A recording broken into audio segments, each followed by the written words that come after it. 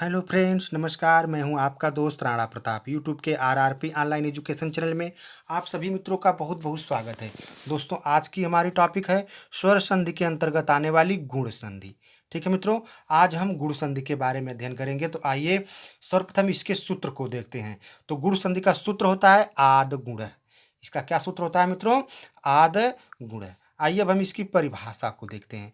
अ या आ के बाद ह्रस्व या दीर्घ ई उ री हो तो दोनों के स्थान पर क्रमशः ए ओ अर हो जाता है। ठीक है मित्रों, यदि अ या आ के बाद ह्रस्व अर्थात छोटा, दीर्घ अर्थात बड़ा, ई उ री आदि शब्द आए तो उन दोनों के स्थान पर क्रमशः अर्थात उसी के समान ए ओ अर हो जाता है। ठीक है मित्रों, या इसे इस तरह से भी आप देख सकते हैं। यदि प्रथम शब्द के अंतिम वर्ण में अ या आ स्वर हो और दूसरे शब्द के प्रथम वर्ण में ई उ री हो तो उन दोनों के स्थान पर क्रमशः ए ओ अर हो जाता है। ठीक है मित्रों, यदि प्रथम शब्द के अंतिम वर्ण में क्या हो, अ या आ स्वर आए और दूसरे शब्द के प्रथम वर्ण में छोटी ई या बड़ी ई, छोटा ऊ या बड़ा ऊ या री हो तो उन दोनों के स्थान पर उसी के समान या क्रमशः ए ओ अर हो जाता है। ठीक है मित्रों, जैसे हम इसे उदाहरण से जानते हैं और देखते हैं। यदि अ या आ के बाद छोटी ई या बड़ी ई आए तो उसके स्थान पे ए हो जाता है। ठीक है मित्रों, किसके बाद है? यदि ओ या आ के बाद प्रथम शब्द में यदि अ या आ आए और दूसरे शब्द के प्रथम वर्ण में छोटी ई या बड़ी ई आए तो उसके स्थान पे ए हो जाता है। ठीक है, जैसे नर धन इंद्र बराबर नरेंद्र होता है। तो यहाँ पे आप देख रहे हैं कि प्रथम शब्द जो नर है, प्रथम शब्द जो नर है उसमें र में अर्थात पहले शब्द के अंतिम वर्ण में र में अ आया हुआ है और द्वितीय शब्द के प्रथम वर्ण में जो इंद्र है वह छोटी ई है। तो इस तरह से अ प्लस छोटी ई मिलकर के क्या हो गया? ए हो गया। तो नर धन इंद्र बराबर नरेंद्र नामक एक नया शब्द बना। ठीक है मित्रों, इसी तरह से यदि ओ या आ आता है प्रथम शब्द के अंतिम वर्ण में, उसी तरह से दूसरे शब्द के प्रथम वर्ण में छोटा ऊ या बड़ा ऊ आता है तो उसके स्थान पे ओ हो जाता है। जैसे पर धन उपकार बराबर परोपकार होता है, पर धन उपकार बराबर परोपकार होता है। तो यहाँ पे आप देख रहे हैं कि प्रथम शब्द के अंतिम वर्ण जो र है उसमें अ आया हुआ है और द्वितीय शब्द का जो प्रथम वर्ण है उसमें उ आया हुआ है। तो अ प्लस उ होने से क्या हो गया? ओ हो गया। तो पर धनोपकार मिलने से क्या हो गया? परोपकार नाम का एक नया शब्द बन गया। ठीक है मित्रों, इसी तरह से यदि प्रथम शब्द के अंतिम वर्ण में ओ या आ आता है और दूसरे शब्द के प्रथम वर्ण में अगर री आता है तो उसके स्थान पे और हो जाएगा। जैसे यहाँ पे देखते हैं राजधन ऋषि बराबर राजर्षि होता है। तो आप देखिए कि प्रथम शब्द के अंतिम वर्ण जो ज है उसमें अ है और ऋषि के जो दूसरे शब्द का जो प्रथम वर्ण री है उसमें री है। तो इस तरह से राजधन ऋषि बराबर क्या हो जाएगा? राजर्षि। तो राजर्षि में आप देख रहे हैं राजर्षि जब बोल रहे हैं तो उसमें और शब्द आ रहा है। तो इस तरह से राजधन ऋषि बराबर राजर्षि नामक एक नया शब्द बना। ठीक है मित्रों, अब आइए इसके हम ट्रिक को देखते हैं। तो इसमें ज्यादातर शब्दों में ए या ओ की मात्रा होती है। ठीक है मित्रों, इसकी बहुत ही धांसू या ट्रिक है। इसमें ज्यादातर शब्दों में ए या ओ की मात्रा इसमें आती है। ठीक है, आइए अब हम इसको उदाहरण से और ट्रिक से दोनों से देखते हैं। यह ज़्यादातर सही होगा। जैसे उदाहरण में आइए अ या आ। ठीक है, प्रथम शब्द में दोस्तों यदि अ या आ और दूसरे शब्द में छोटी ई या बड़ी ई आएगा तो उसके स्थान पे ए होगा। तो आइए देखते हैं। यदि दोस्तों भारत धन इंदु बराबर भारतेंदु होता है, भारत धन इंदु बराबर क्या होगा? भारतेंदु होगा। तो आप यहाँ पे देख रहे हैं कि भारत के जो त है उसमें अ आया हुआ है और इंदु के ई में आप देख रहे हैं कि छोटी ई आया हुआ है। तो अ प्लस ई मिलने से ए हो गया। तो भारत धन इंदु बराबर क्या हो जाएगा?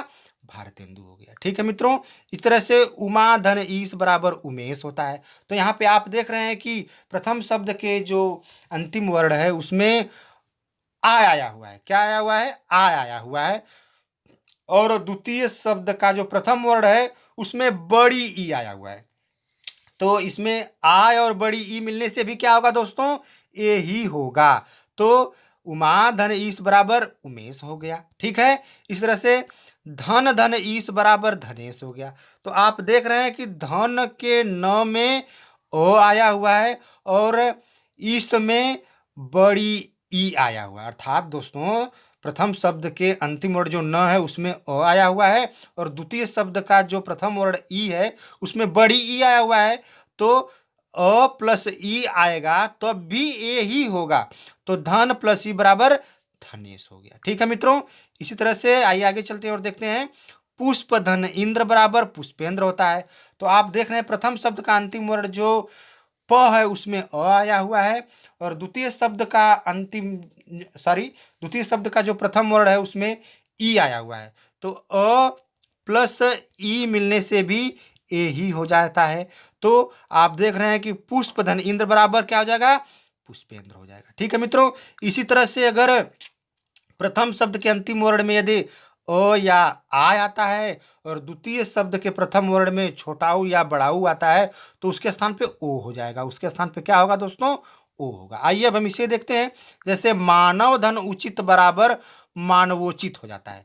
तो यहाँ पे आप देख रहे हैं कि मानव के व में अ है और उचित में आप देख रहे हैं कि छोटा ऊ है। तो अ प्लस ऊ से क्या आ जाता है, ओ हो जाता है। तो मानव धन उचित बराबर मानवोचित। तो आप व पर देख रहे हैं कि ओ की मात्रा हो गई और यह क्या शब्द बन गया, मानवोचित हो गया। ठीक है मित्रों, इसी तरह से नव धन उड़ा बराबर नवोड़ा नामक एक नया शब्द बन जाता है। तो आप देख रहे हैं कि नव में जो प्रथम शब्द का अंतिम वर्ण व है उसमें अ आया हुआ है और द्वितीय शब्द का जो प्रथम वर्ण है उसमें बड़ा ऊ आया हुआ है, अ आया हुआ है और बड़ा ऊ आया हुआ है। तो अ और बड़ा ऊ मिलने से भी ओ होगा। तो नव धन उड़ा बराबर नवोड़ा हो जाएगा। ठीक है मित्रों, इसी तरह से महाधन उत्सव बराबर महोत्सव होता है। तो आप देख रहे हैं कि प्रथम शब्द का जो अंतिम वर्ण है महा ह में आ आया हुआ है और उत्सव के ऊ में अर्थात दूसरे शब्द के प्रथम वर्ण में छोटा ऊ है। तो यह क्या हो जाएगा, आ प्लस ऊ होने से भी ओ होता है। तो महाधन उत्सव बराबर महोत्सव हो जाएगा। इस तरह से ह में ओ की मात्रा हो गई। तो इस तरह से यह महोत्सव हो गया। आप देख रहे हैं दोस्तों कि यह ट्रिक से और नियम से दोनों से बहुत सही जा रहा है कि नहीं। इस तरह से मित्रों महाधन उर्मी बराबर महोर्मी हो जाता है। तो आप देख रहे हैं कि प्रथम शब्द का अंतिम वर्ण जो है ह उसमें आ है और उर्मी में आप देख रहे हैं कि जो प्रथम शब्द ऊ है उसमें बड़ा ऊ है। तो आ प्लस बड़ा ऊ होने से भी ओ होता है।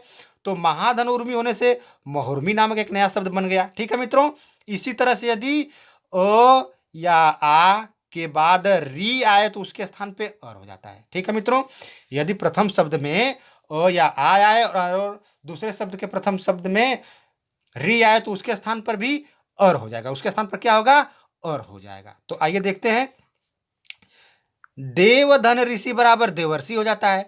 तो आप देख रहे हैं प्रथम शब्द का जो दूसरा वर्ण है उसमें अ है, देव व में अ आ गया और ऋषि में आप देख रहे हैं कि री आया हुआ है।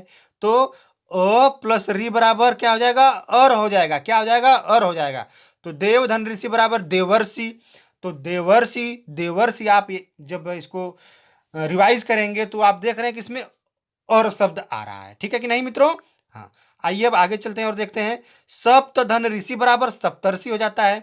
तो आप देख रहे हैं कि प्रथम शब्द का जो अंतिम वर्ण है त है उसमें अ है और द्वितीय शब्द का प्रथम वर्ण जो है ऋषि उसमें री की मात्रा है। अ प्लस री है तो अ प्लस री से भी अर होता है। तो सप्त धन ऋषि बराबर सप्तर्षि हो जाता है। इसमें आप जब इसको दोहराते हैं तो अर शब्द निकल करके सामने आता है। ठीक है मित्रों, इसी तरह से यदि राजधन ऋषि बराबर देखा जाए तो राजर्षि होता है। तो आप देख रहे हैं कि प्रथम शब्द का जो द्वितीय वर्ण है उसमें ज में अ है और द्वितीय शब्द का प्रथम वर्ण जो ऋषि है उसमें री है। तो अ प्लस री से भी अर होता है। तो राज प्लस ऋषि बराबर राजर्षि। आप देख रहे हैं कि अर शब्द इसमें भी आ रहा है। इसी तरह से मित्रों महाधन ऋषि बराबर महर्षि हो जाता है। तो आप देख रहे हैं कि महा के ह में आ है, आ की मात्रा है और ऋषि के री में री है। तो आ प्लस री बराबर भी अर होता है। तो महाधन ऋषि बराबर महर्षि हो जाएगा। ठीक है मित्रों, इस तरह से मित्रों यह हमारे गुण संधि की टॉपिक पूर्ण होती है। अगर यह टॉपिक हमारी आप लोगों को अच्छी लगी हो तो इसे लाइक शेयर और कमेंट करना ना भूलें। और मित्रों मैं आपसे अंत में रिक्वेस्ट करूंगा कि आप अपने इस चैनल RRP ऑनलाइन एजुकेशन को सब्सक्राइब करना भी ना भूलें और बेल को प्रेस करना भी ना भूलें, जिससे कि आप लोगों के लिए आने वाली किसी भी वीडियो की नोटिफिकेशन समय से प्राप्त हो सके। इसी के साथ दोस्तों अगली वीडियो तक हम आपसे इजाज़त चाहते हैं, तब तक के लिए नमस्कार।